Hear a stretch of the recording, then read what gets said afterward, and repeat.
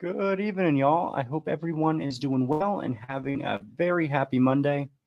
It is time for another great episode of Mason Dixon Podcast with y'all's host, Vinny. As always, remember, y'all, the views and opinions expressed here on Mason Dixon Podcast and on MAD are our own views, and they do not represent the views and opinions of any other person, group, or organization. Remember the first episode of statues? So for those of y'all watching either on Facebook or YouTube, on Facebook, send us some stars. On YouTube, you can always hit that tip button. And the money goes to a good cause of helping us continue to put up more memorials all across the Southland. So how is everybody? We had a wonderful time at the SCV reunion in Charleston, South Carolina. Met a lot of great compatriots and saw a lot of familiar faces. Who do we have on today? If y'all are coming on from our Facebook, come and say hi. But I picked up some really cool items when I was in Charleston. I want to give the C. Irving UDC chapter a very big shout out for making some amazing items. My friend Miss Cindy and her chapter did a lot of great items, such as this wonderful Confederate cockade. I think that's what you call it. And I picked up a beautiful cotton pen. I mean, y'all, this just screams Dixie. So when I'm at work, I can be thinking about the land of cotton, even though I sadly am not in the land of cotton. All of the tours were fantastic. We were able to see different things, such as the Hunley. One of the tour buses went to the Prof's Dungeon. Another one went to, after the Prof's Dungeon, it was the church, but the church was locked. There was the ladies' tea that was very fantastic to learn about that tradition of Victorian tea, as well as getting to meet some of the gentlemen that want to meet the candidates. So without further ado, I will share a photo that we took at the reunion, because every reunion, and this is what's so awesome about the SCV, is an SCV reunion is a great time to meet up with people. I know some people go there for the business meetings. Other people go there, to shop. Some people do a little bit of everything. And there's also the chance to see some cool sites, like, different tour sites. There's tours for, the ladies. There's tours for men and ladies to do stuff together. And we end everything on the Confederate Ball. So the Confederate Ball was a great chance to meet new people, meet some familiar faces that you only see once a year. I saw my buddy from California, and I know that shocked people that, yes, there are indeed Confederates in California. However, I'm having an odd Wi-Fi day today, y'all, so I do apologize. It's been a little hectic with that. Let me see if I can pull this up. If this does not work, y'all, I'm probably going to go live either later or something, because I've been having Wi-Fi troubles all day. Anybody who lives in the Northeast probably having some kind of issues with that today, too, for some reason. Where's everyone coming in from? Comment down below.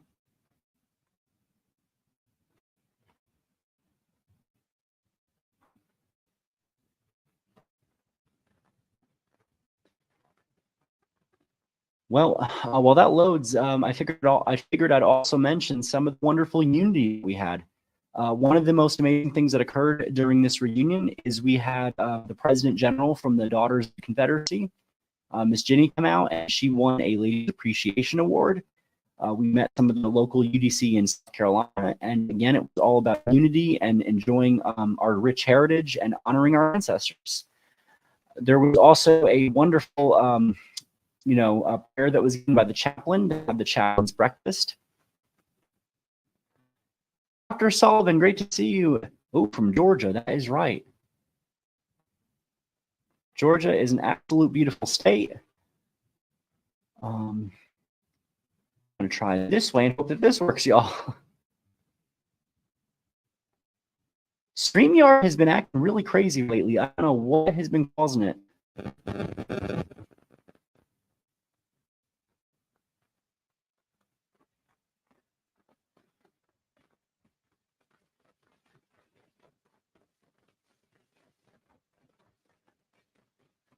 We're also going to be doing a book review coming up probably around September. It's going to be with Miss Cheryl Oliver, who wrote The Ghosts of the Hunley.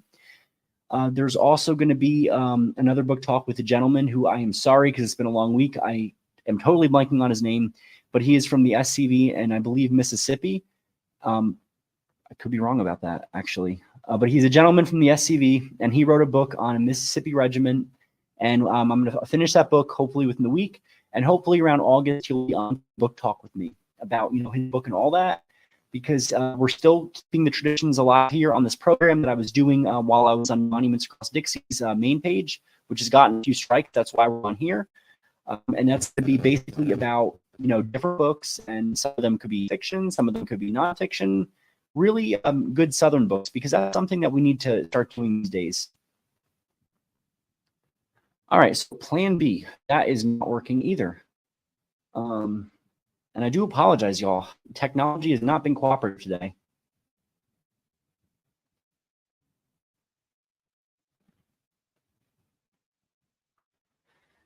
So I took, and I'll do another episode where I'll be able to better share.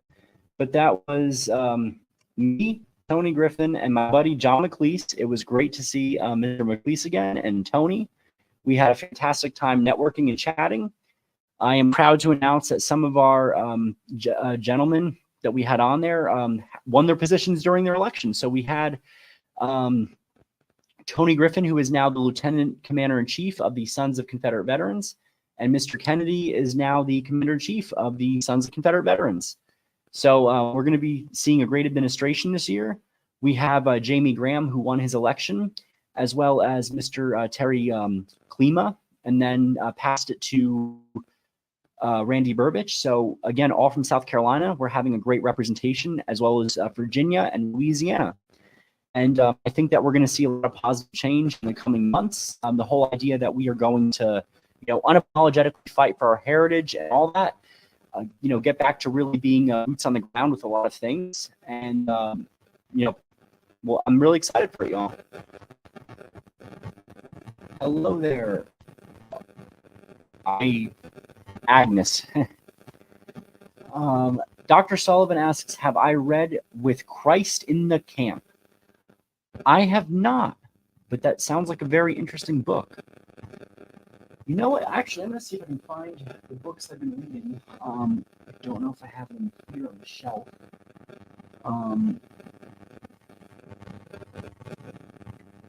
I don't think I do.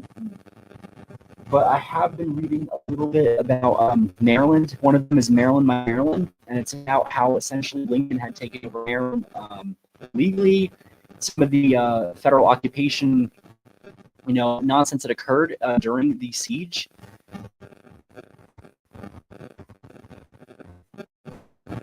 I'm also going to see if I can finally share this link to our group, because I have not been able to access that. Thanks to you guys for also sticking in there. I apologize for all the wait. It's been hectic today. Oh, the CFC was selling it as a fundraiser for $20. I have to check, because I might have sent something out to potentially purchase a copy, but I don't think I actually followed up on that. So thank you for reminding me on that, Dr. Sullivan. This year has been hectic. And also, I know several, that I'm friends with, they've sent me messages, and again, it's been probably a few months. I do apologize for the wait. It's been one of those things where this year has just been one hectic year.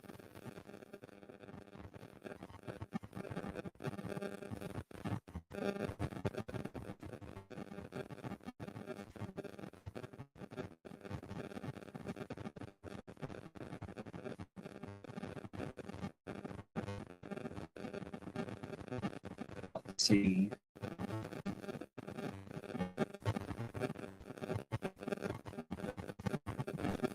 We're going to have several of our regular co-hosts come on in just a bit, y'all. I do apologize again. It's just been absolutely weird.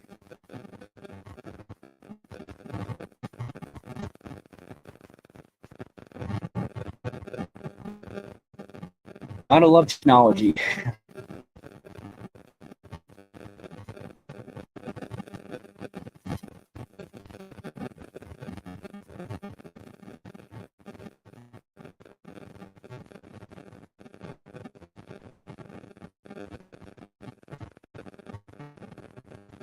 There we go.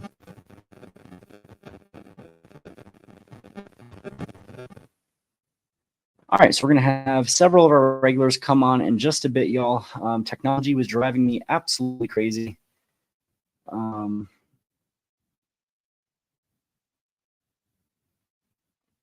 was everyone doing this week?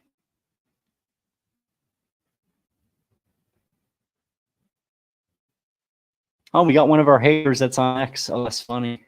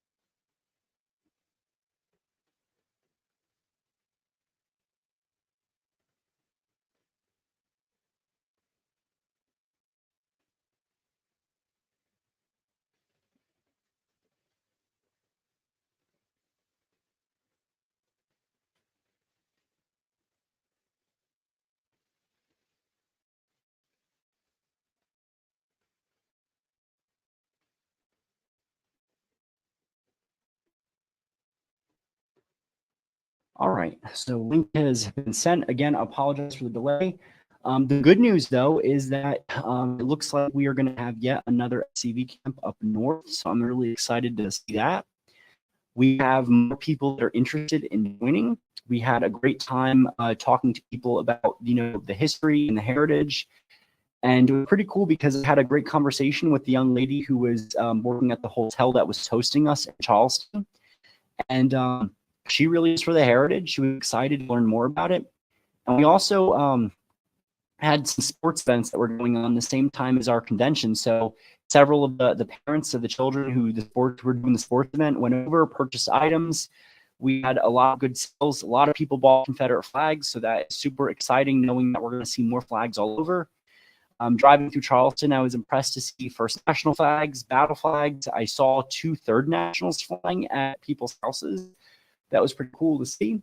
We had some great memorials down there, and visiting the Confederate Memorial Hall, which I do want to do a separate episode on.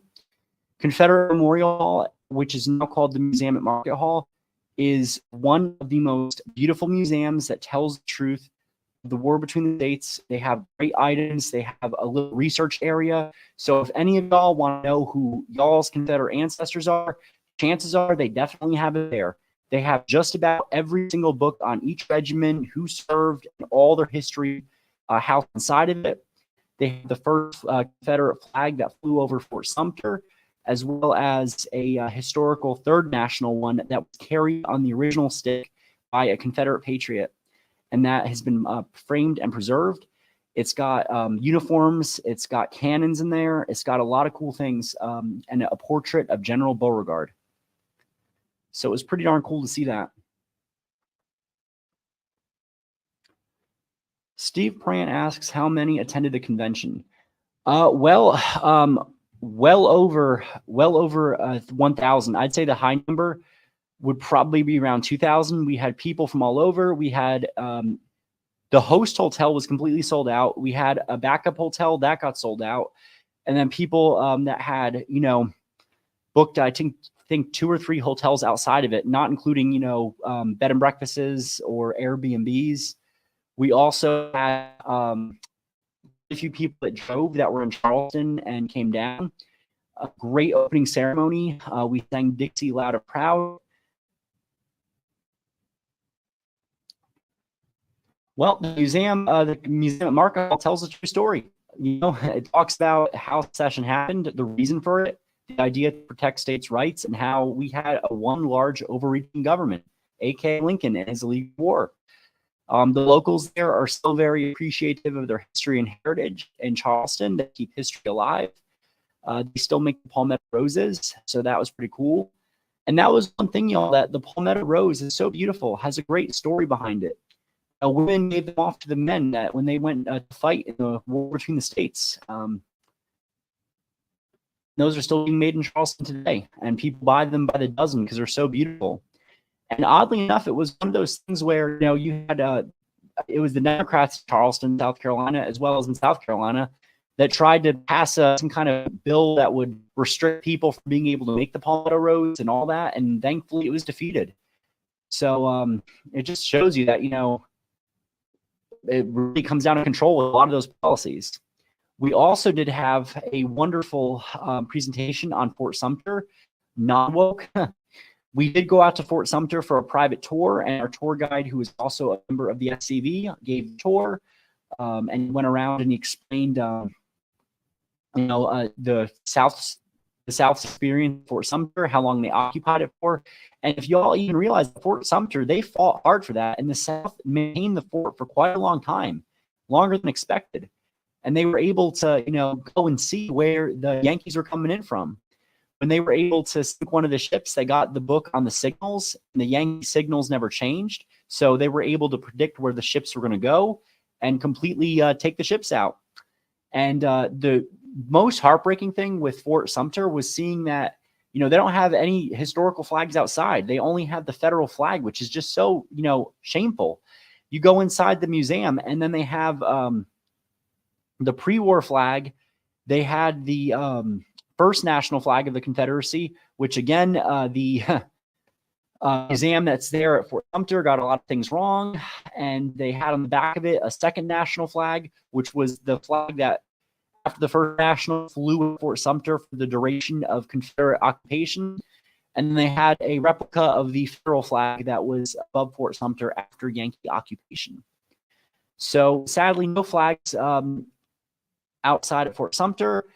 The museum also used a improperly edited photo of Verena Davis. So First Lady Davis has a photo of her that is improperly edited. They put in a few selective quotes. Some of the tour guides at Fort Sumter did a pretty awful job on the previous tour. So again, my own personal opinion, unless you're getting a tour from the SCV, Fort Sumter is absolutely not worth going to. It is remarkable to see what became of the fort, how it was, you know, badly bombarded, and it's only a few feet high compared to what it once looked like. The museum is just really not good at all. They have a few pictures, no good artifacts, and they also had a poster on heat stroke, so it was pretty interesting. And there is some good news, though, y'all. So here's the good news. The Sons of Confederate Veterans, I believe it's the secession camp. No, is it the secession camp? No, it's another camp, I think. They own one of the islands that's off the coast of, you know, Charleston Harbor. So they have this beautiful island. And this island is owned and operated by the Sons of Confederate Veterans. They proudly fly the Confederate flag, including the national flag, the battle flag, and I know on St. Patrick's Day, the one Irish Confederate flag. So it's pretty cool. They are raising money. They are restoring it. And we are going to have hopefully more things on the island. So people are going to be able to visit and get a chance to learn about real history. The other good news is that Charleston has a conservative mayor for the first time. So hopefully things will be changing. We already see that the crime has gone down in Charleston. We see the streets look a lot more nicer. And lo and behold, the haters that used to come to the Battery to protest the memorial there have all but stopped. My buddy Braxton Spivey and his little group of flaggers, they do a great job every weekend flagging the Battery, talking about, you know, the true history of the South, and talking to some of the tourists. When I was there, I had the battle flag that I brought with me, and there was a wonderful couple from New Jersey as well. They came there and they took a picture, and they were so thrilled to see that, you know, people were still keeping the heritage alive. We had a great conversation about the history. I showed them some different pro-Confederate sites to visit in Charleston, as well as different places to go, and they were super grateful. So it really shows you that tourists come out to see our memorials and all that. It was pretty darn impressive to see that and, you know, to network. And there is my buddy Corey, the Ozark flagger, and Midnight, our Confederate kitty. Hey there, Midnight. Yeah. And regrettably, I wasn't able to attend Charleston. And as we all know, and Man, I heard I missed out a lot, especially on a new commander election, as well as the sites. You would have enjoyed it so much. It was a fantastic reunion. Now, here's the cool thing. Because there's a lot to do. It's really hard if you're attending meetings to be able to go to things. So there were a lot of people that, we sold out of a lot of those tickets I think it was even March. So by March, a lot of the stuff was sold out. By the time it was the reunion, I think the only tickets that were left were one or two for the Metcalf breakfast and the chaplain's breakfast, which again was very early in the morning. I had tickets, but I just gave them away because the hotel actually served breakfast, which I was very shocked to see. The hotel was very welcoming of us. They had a fantastic buffet. We had pretty much filled up the entire breakfast area with Confederates, and that was pretty cool. Some of the other people that were there for either the dance competition or I think there was another sports convention, they were very curious to know more, and it was all positive. I didn't hear a single negative thing mentioned. Miss Mandy Hill, great to see you. It was also wonderful seeing you, Mandy. Truly a pleasure seeing you and Mr. Sean, and hope that we'll see each other again sometime either this year or next year before the next reunion. I am still up in the air about Houston. I know that it is going to be July in the summertime in Texas, so I do not know how long I will be down there for. I might come for just a few days versus the full week like Charleston. But then after we'll be in Kentucky and we'll be in Alabama, both of which are extremely drivable, which makes me very happy. Yeah, Tennessee through Arkansas is very smooth sailing when it comes to driving down the road, especially on I-40. Oh, it is. I drove the last time with my buddy, my buddies, Mr. Vernon and Miss Dottie, and it was fantastic just to go on the road. And, it was just so simple once you're past Memphis and the traffic.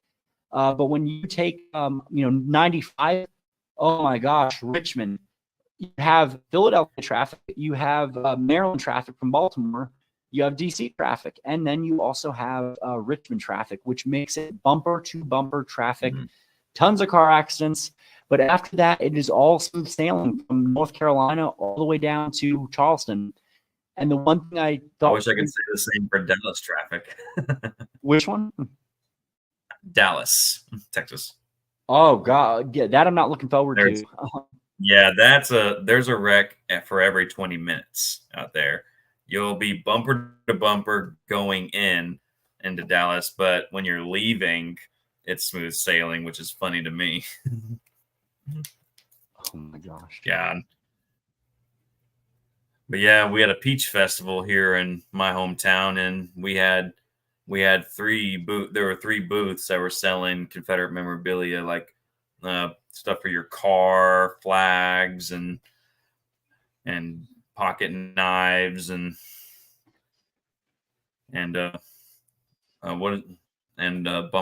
those plates that you put on your bumpers. And every opportunity I take, I buy 1 or 2, especially a pocket knife. You broke up a bit there towards the end. I know my Wi-Fi has been so darn bad, so I don't know if it's just my end. Yeah, it's probably from your end because it's pretty clear with me. But yeah, but pretty much I said we had a peach festival here in my town, and there were quite a bit of booths that were selling Confederate memorabilia, like Confederate flags, hats, and pocket knives and jewelry, and nobody complained, obviously. Heck yeah. Mandy and fly. Yes, Mandy. Yes, no, driving to— so y'all, Texas is pretty much, let's face it, Texas is its own country. It's always that way. Trying to drive through Texas is enough to make anybody go mad, more so than driving to Florida. Oh yeah. I'll probably drive to Houston. You're a brave man. Evening, Brandon. I'm going to be right back. I'm going to see if I can get this fixed with my one router. All right. Tell her. Well, y'all are stuck with me for a brief minute. Talk about your peach festival experience. What's that? I said, tell everyone, I'm briefly gone, tell everyone about the Peach Fest and how it was. Oh yeah, well, down at the Peach Festival, where there were a couple of booths like normal. There was probably 3 of them that were selling flags, hats, and necklaces, and of course pocket knives, if people were into that, and then of course nobody belly aches. Oh, I see we got a troll. We got a usual troll in the comments. Oh, I can't wait for Vinny to come back on here so I can engage with you next year. This is not my room, dude. It's my office. And how does that look like a kid's room? I have books and whatnot, and flags, and my musical instruments, and my reenactment gear. Fairly certain don't look like no kid's room, dude. Give me a break. But yeah, I can't wait to be seeing y'all next year in Houston. I regrettably did not get to go to Charleston this time. Gotta deal with real life, right? Yeah. Yeah, I've been seeing a lot of my friends out there having a grand old time. One of my good friends posted a picture of John C. Calhoun's grave, and man, that just makes me the green-eyed monster, I will say. Like on the wall, you're an adult.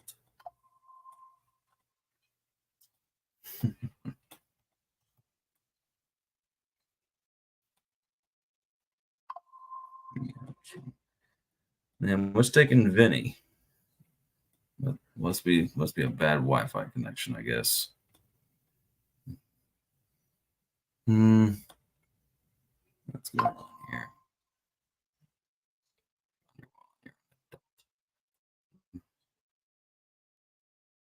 Well, anywho, what's going on in y'all's neck of the woods?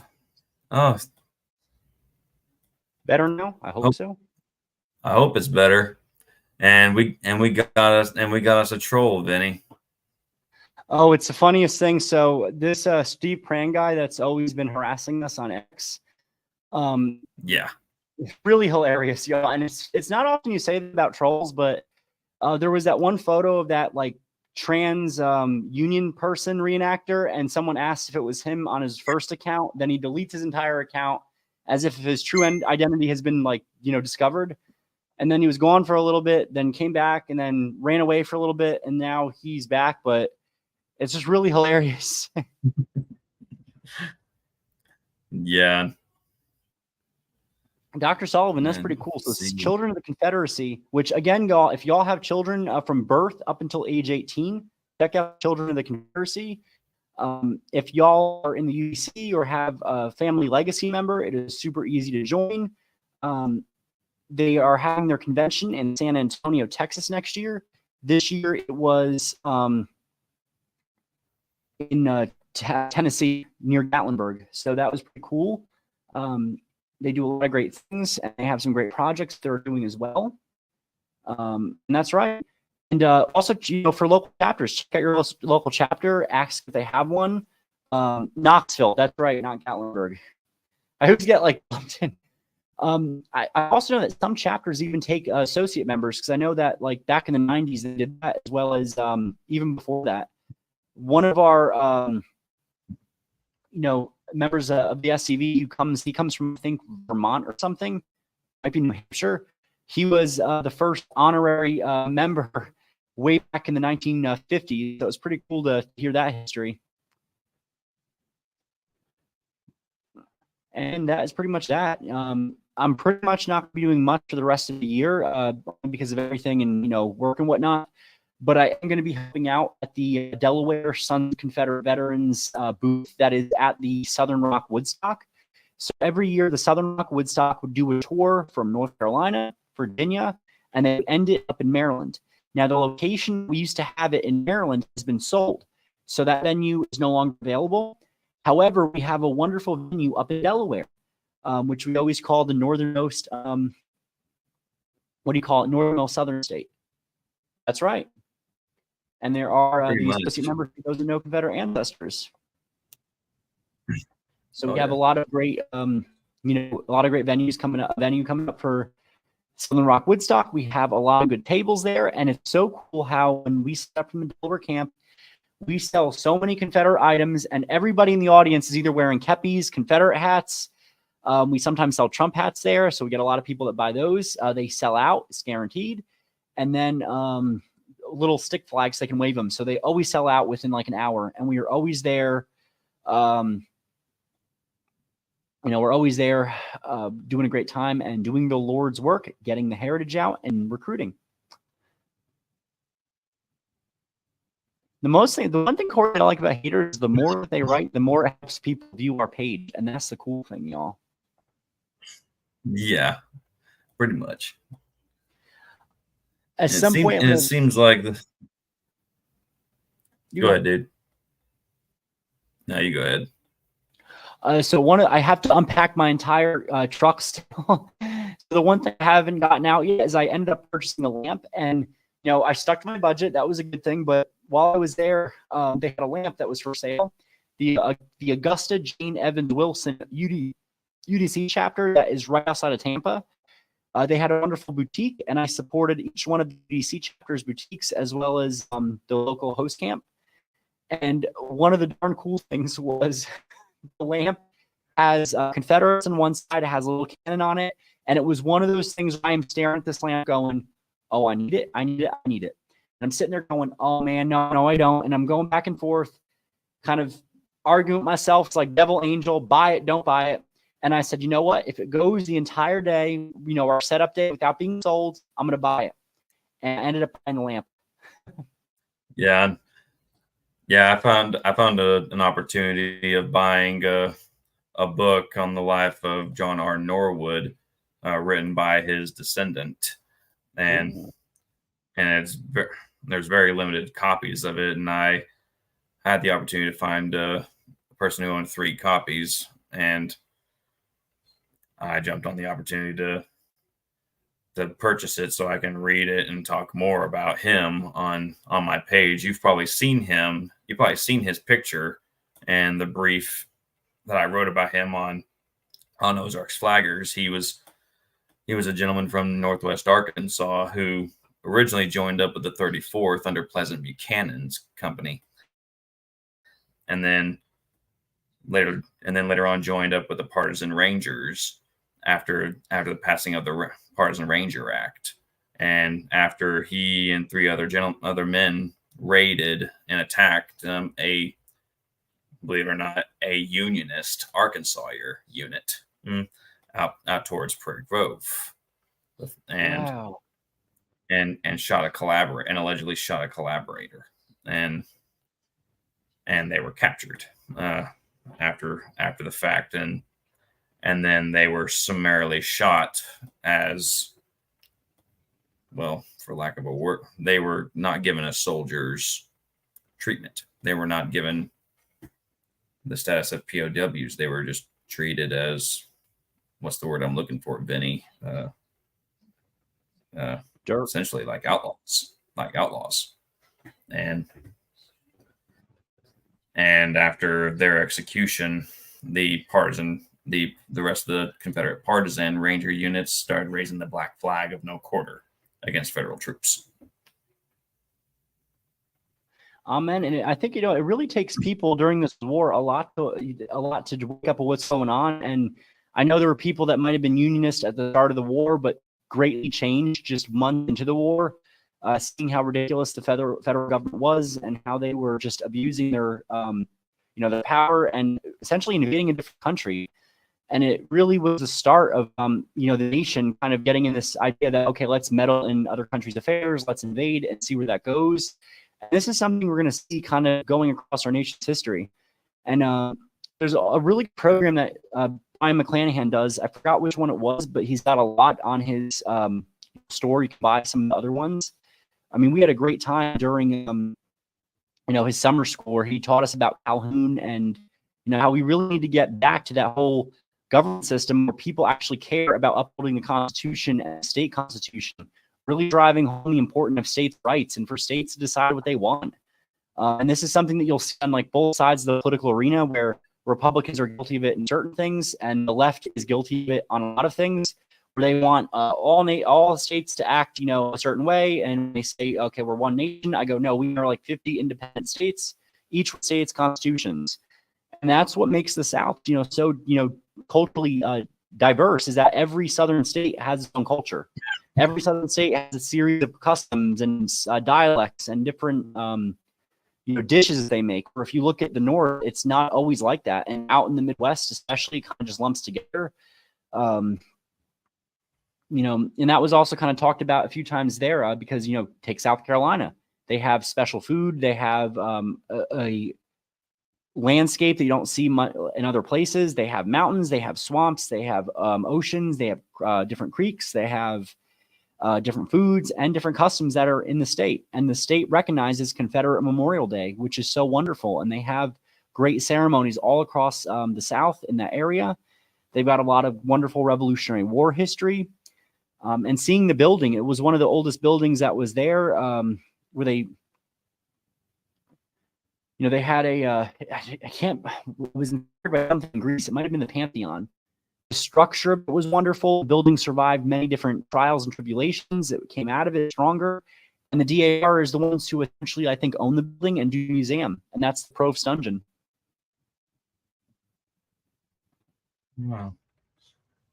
And Dr. Sullivan said, our children of the Confederacy visited Cooter's Place in Pigeon Forge, but there was a Trump store next door, so we all visited the store too. Oh, that's funny. That's awesome. Well, was Ben Cooter Jones there by any chance, I hope? Dr. Sullivan? Because I heard there are times that he's actually there, and then there are times that he's not. I bet it'd be awesome to meet Ben Jones. That would be awesome. It would be a dream come true to see him. Oh, yes. One of my friends had the pleasure of meeting James Best before his unfortunate passing, Roscoe P. Coltrane. Mm-hmm. And that's the one thing that it's so sad that when it comes to, the Dukes of Hazzard, they've canceled them so bad or have tried to. And, I think it is Ben Jones. He served in government and, always stood by our flags. Mm-hmm. Always stood by our heritage and our culture. And that's something that, we've got to get back to. And, the Dukes of Hazzard, this is the funniest thing, how it's a real small group of people that go, oh no, I watched Duke of Hazzard, but that was before I knew about the Confederate flag and yada, yada, yada. I'm like, I call bull, you do. Yeah, I call bull on that too. I mean, oh yeah, man, he's you would have retired. so much fun. Oh, yes. There's also, did you guys see the did y'all see the what do you call it, the play, the Hatfield McCoy play? I didn't know that there was one. I knew that there was the series that that Kevin Costner and Bill Paxton did, and then I saw that they made another rendition of it, but I didn't know that they made a play. Yeah, so my sister went to Pigeon Forge a while ago, and they had a show at one of the places there. They have a dinner show. You have food there, and they do the play of the Hatfields and McCoys, which is one of the darn cool things that, they go over the family conflict. And then some people they then realize, oh, wait, this was actually real. Some people thought it was just fiction. I'm like, it was a conflict. And the joke is that, today the family still has conflicts. Oh no, I hope it's okay. Ben's health has declined. Did you all know that he used to hold a position in the Sons of Confederate Veterans? I actually did not Yeah, know I think that. he did. Yeah, I think he did. I remember, but I can't recall which office he held. Yeah, I believe not only him, but a boatload of other celebrities held either memberships or office positions in the SCV of various degrees. I know Clint Eastwood was a lifetime member. Trace Adkins is a lifetime member, and the late Charlie Daniels was too. That's right. Yeah, Charlie Daniel, that was such when he passed in 2020, that I just bought a copy of his book that was signed. And I remember like I purchased it for like $12 and it was a read on his memoir. And then he passed after and the book just shot up. It was crazy how that happened.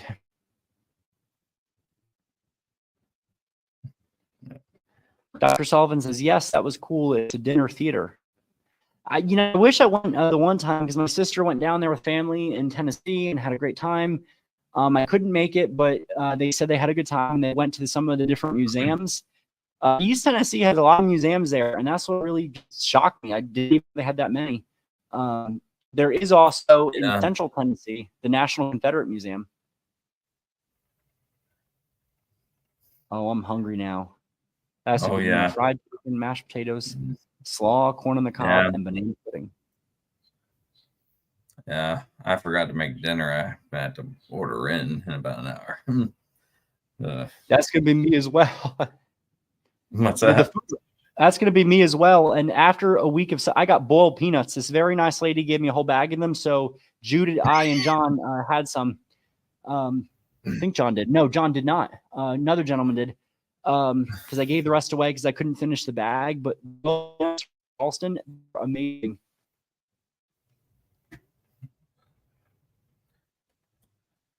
Yeah. Man, and one of our amazing UNCs, she's a recipe for boiled peanuts, and one of our other great ladies in Jersey helped her with getting Amazon. So we didn't know this. There's green peanuts you can get online on Amazon. They call boil the bag. Wow. Well, when I was at the Peach Festival, you wouldn't believe what I purchased there, dude. You know how some people put A1 on a burger, dude? Mm-hmm. Mine had fried sliced peaches on it. Oh, and it tasted like heaven, dude.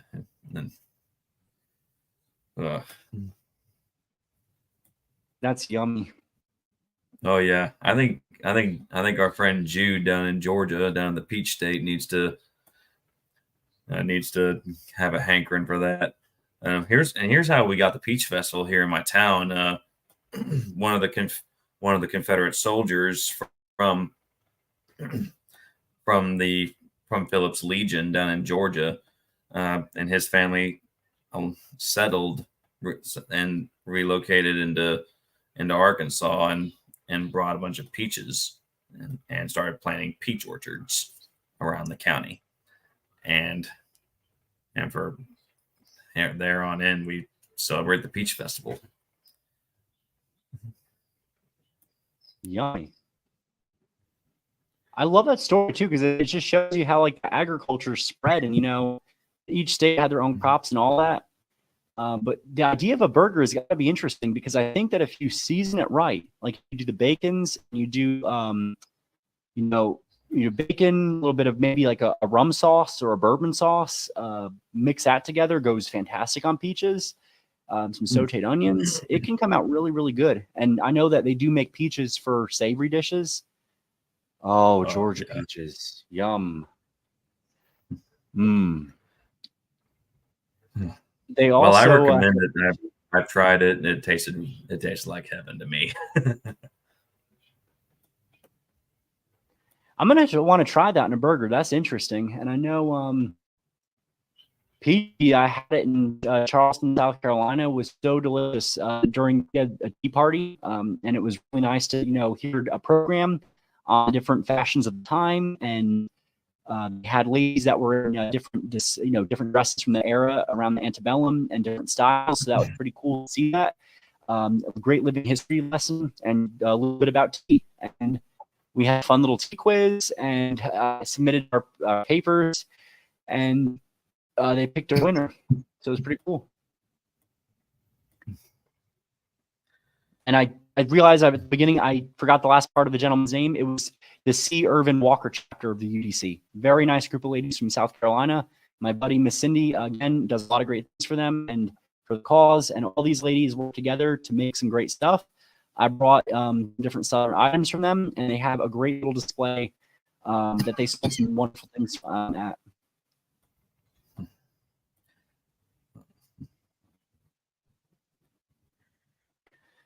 I always just love the agricultural stories too, because and I know in my one buddy, she had a plantation garden, so she had tobacco growing, she had cotton, rice, and she did a few other things. I think she had indigo, and I can tell you, tobacco grew so well in her garden, it took over everything. So she had a little plot, and her entire yard covered in tobacco and peanuts, because when you grow peanuts, it has this beautiful stalks, and then from the stalks, these vines just go right into the ground like fingers, and that's where you pull the peanuts out of. And that was something that, wow. they never really knew about. Yeah, I've never seen that done before, like ever. So I bet it was something to see. I've seen various ways of people growing tobacco and of course, hanging them to dry in the barns and on the lofts. Yeah. That's yeah, right. down here in the Diamond State, most of the things we produce down here are soybeans, coal, and rice and bauxite, and well, we raise chickens. Huh. Interesting. But then again, that the home office for Arkansas is Tyson. Very, very interesting.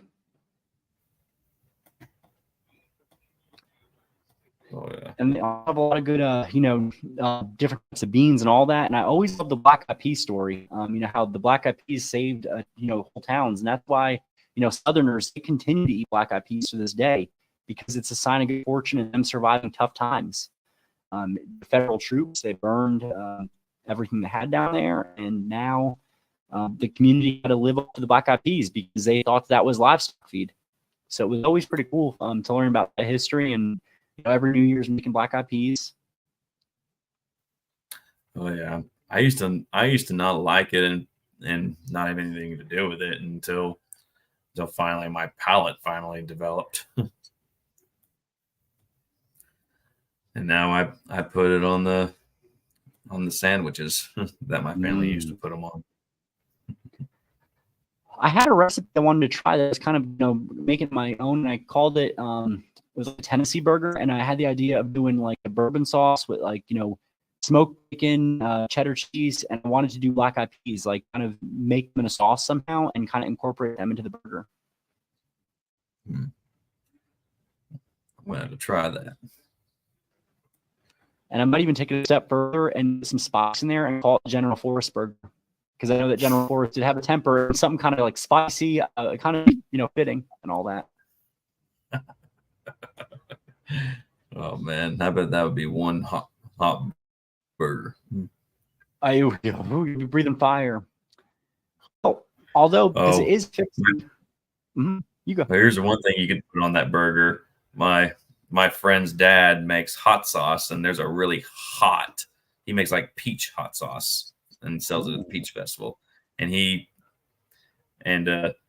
takes the essence of a peach and I can't remember which pepper he uses, but I tried his hottest one, and it's called the Reaper.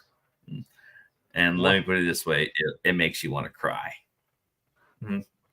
And water will not sate the burn. Wow! You should probably put that on a Forrest burger. That would be good. The Reaper. That would be really yummy. Well, because it is getting close to our 1 hour mark, and I know we both got to get food, and I am having some Wi-Fi issues, I'm fixing to probably call this a quit. What say you? Same here. Yeah, because All I'll right, probably talk more. Because I'll probably talk more live once I get the book on John Norwood, and I'll send you some photos of John Norwood and his story about it, and because as